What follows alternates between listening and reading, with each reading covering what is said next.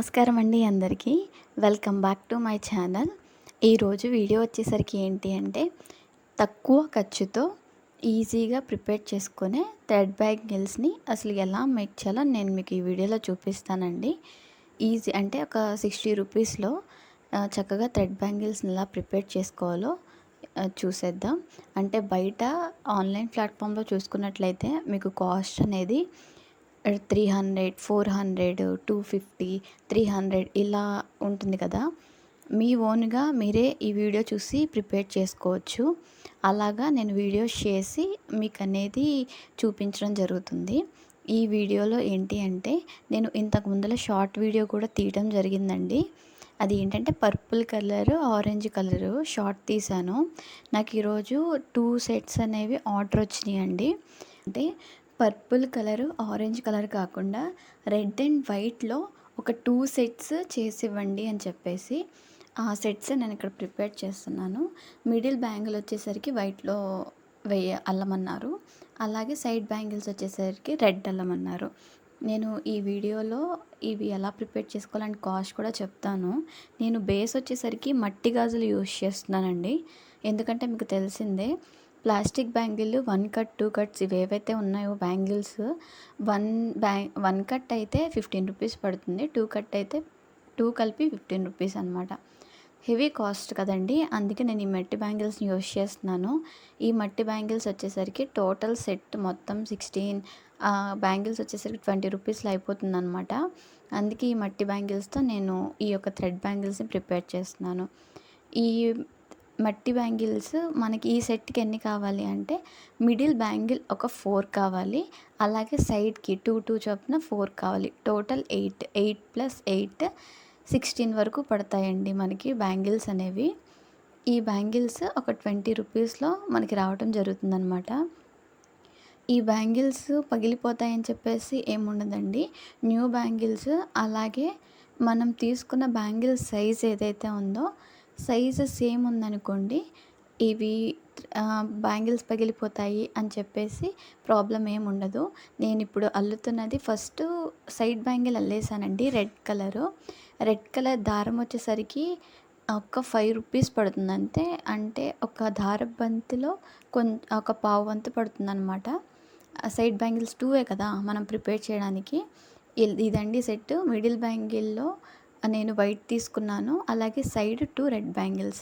ఇలా ఒక సెట్ వచ్చేసరికి 2 ఏమో వైట్ బ్యాంగిల్స్ వస్తాయండి. అలాగే ఇంకొక 2 ఏమో రెడ్ బ్యాంగిల్స్ అనేది వస్తాయన్నమాట. ఇలా ఒక సెట్ తీసుకున్నాను. రెడ్ బ్యాంగిల్స్ ప్రిపేర్ చేసేసాను. అలాగే ఇది వచ్చేసరికి మిడిల్ బ్యాంగిల్ అనమాట. మిడిల్ బ్యాంగిల్ ప్రిపేర్ చేసుకోవడానికి నేను యూజ్ చేసిన థ్రెడ్ వచ్చేసరికి కొంచెం, అంటే అంత ప్యూర్ వైట్ కాదు, సిమెంట్ కలర్లో అలా ఉంటుందన్నమాట.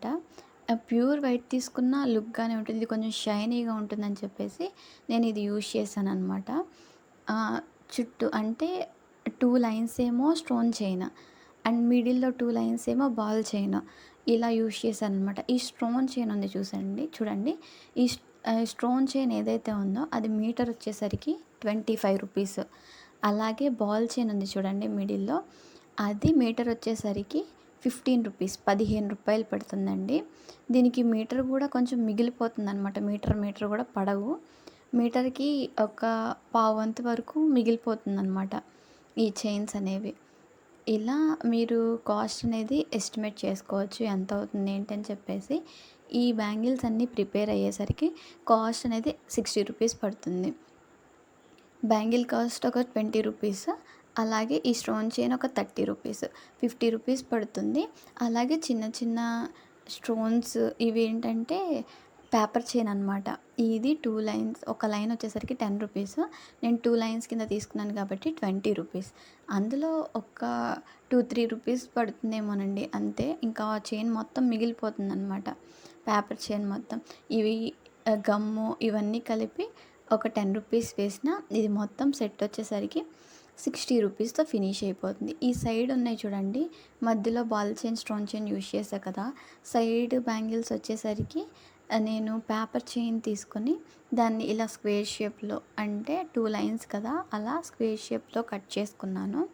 కట్ చేసి సైడ్ బ్యాంగిల్స్కి ఇలా అంటించేసి మళ్ళీ దీనిపైన ఈ స్టోన్స్‌ని ఫిట్ చేయడానికి నేను వైట్ థ్రెడ్‌నే యూజ్ చేశాను.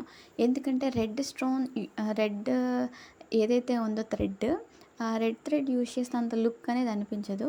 కానీ మనం కాంబినేషన్ కదా అల్లేది, రెడ్ అండ్ వైట్.